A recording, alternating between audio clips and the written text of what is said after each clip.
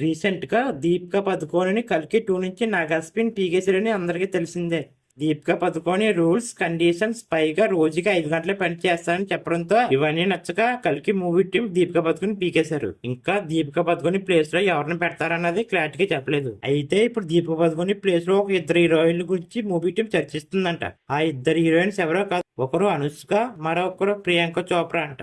అయితే ప్రభాస్ అనుష్క జోడి గురించి ప్రత్యేకంగా చెప్పనక్కర్లేదు. నేను బిల్లా మిర్చి బాహుబలిలో వీళ్ళిద్దరు జోడి ఎంత బాగా సక్సెస్ అయిందో ప్రత్యేకంగా చెప్పనక్కర్లేదు. పైగా బాహుబలి మూవీతో వీళ్ళిద్దరు జోడి పాన్ ఇండియా లెవెల్లో సక్సెస్ అయింది. ఇవన్నీ దృష్టిలో పెట్టుకుని కల్కి మూవీ టీం అనుష్క పేరు లైన్ లోకి తెచ్చిందంట.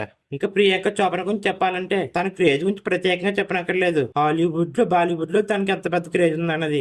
పైగా SSMB 29 లో కూడా తను నటిస్తుంది. దానికి తోడు దీపికా పదుకొని కన్నా ప్రియాంక చోప్రాకి ఎక్కువ క్రేజ్ ఉంది. ఎలాగో SSMB 29 తర్వాత కల్కి 2 రిలీజ్ చేస్తారు కాబట్టి కల్కి మూవీ టీం ప్రియాంక చోప్రా పేరు కూడా లైన్ లో పెట్టిందంట.